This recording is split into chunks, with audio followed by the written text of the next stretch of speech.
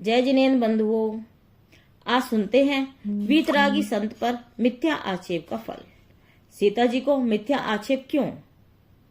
वीतरागी देवशास्त्र गुरु का वनवाद दशरथ मोह के बंध का कारण तो है ही, साथ ही इस दुष्कृत्य से होने वाले पाप बंध के फलस्वरूप अनेक विषम परिस्थितियां भी निर्मित होती हैं। सती सीता जी पे लगे मिथ्या आक्षेप के कारण भी यही करते रहा है।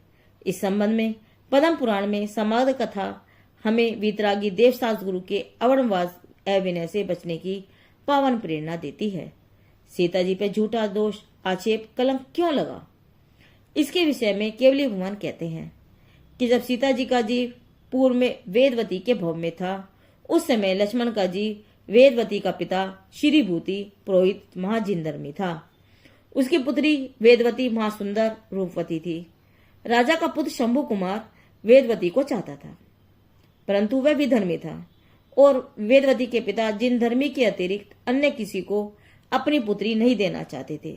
इसलिए शंभु कुमार ने वेदवती के पिता को मारकर वेदवती के साथ बलात्कार पूर्वक मैथुन सेवन किया। इस दुष्कृत्य से क्षुब्ध कुमारी ने क्रोधित होकर शंभु कुमार से कहा, अरे नीच पापी, तूने मेरे साथ बलात्कार करके मेरा शील भंग किया है, इसलिए अगले भव में मैं तेरा नाश का कारण होंगी।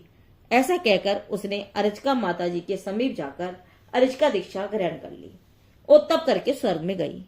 वहां से चहकर जनक पुत्री सीता होकर रावण के नाश का कारण हुई। उसने गुणवती के वेश में भी मुनि की निंदा की थी और वेदवती के भव में भी जब एक बार मुनिराज सुदर्शन वन में आए तो उन मुनिराज की बहन जो कि अर्चिका थी, उसे मुनिराज के समीप धर्म श्रवण करते देखकर वेदवती ने गांव के लोगों के पास जाकर उनकी निंदा की कि मैंने मुनि को अकेली स्त्री के समीप बैठे देखा है। वेदवती के इस आक्षेप को कुछ लोगों ने सत्य माना और कुछ समुदाय मनुष्य ने नहीं माना, परंतु गांव में मुनि का अपवाद हो गया।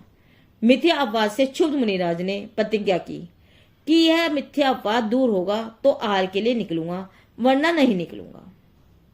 उस समय नगर की देवी ने वेदवती के मुख से गांव के समस्त लोगों से कहलवाया कि मैंने मुनि का मिथ्या अपवाद किया था।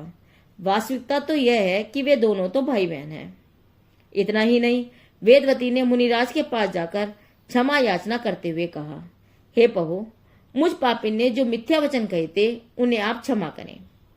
क्षमा के सागर मुनिराज शांत स्वभावी होते हैं। उन्होंने वेदवती के प्रति किंचित भी कसाई परिणाम नहीं किए।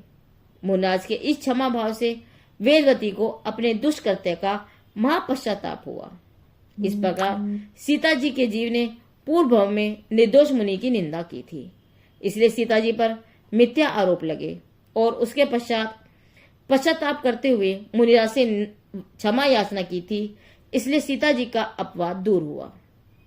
इस कथानक से शिक्षा ग्रहण करते हुए जो जिन मार्गी हैं वे कभी भी पर निंदा नहीं करते। ज्ञानी तो किसी में सच्चा दोष तो हो भी तो भी उसे सार्वजनिक रूप से नहीं कहते। कोई कहता हो तो उसको रोकते हैं, अन्य का दोष सर्वथा ढकते हैं और संभव हो तो उसका स्थिरीकरण करने का प्रयास करते हैं। जो कोई पर निंदा करते हैं वे अनंत काल तक संसार वन में दुख भोगते हैं। समय दृष्टि का बड़ा गुण तो यह है कि वे अन्य के अवगुण सर्वथा ढाके। अन्य का सच्चा दोष भी निंदा के भाव से कहने वाला अपराधी है और अज्ञान से मत्सर भाव से अन्य का मिथ्या दोष प्रकट करे, उसके समान अन्य कोई पापी नहीं है। अपने दोष गुरु के समीप प्रकाशित करना और अन्य के दोष सर्वथा ढाकना चाहिए। केवली के मुख से यह मिथ्या दोषारोपण की बात सुनकर सभा के लोग महादुख के भय से कंपायमान हुए और उन्होंने दोषारोपण के भावों का त्याग किया। कितने ही जीव प्रतिबोध को प्राप्त कर मुनि हुए और कितने ही मिथ्या दृष्टि जीव थे वे समय दृष्टि हो गए। इस प्रकार सीता जी के अपवाद का कारण मुनि निंदा का फल जानकर देवशास्त्र गुरु और साथी के प्रति वैर भाव मत्सर भाव से सावधान होने का बोध यह कथा कराती है। बोधि समाधि निदान से सीता जी को मिथ्या आक्षेप लगने का क्या कारण था, उसका कथानक यहाँ पूरा हुआ। जिनदेव की वाणी आगम वाणी।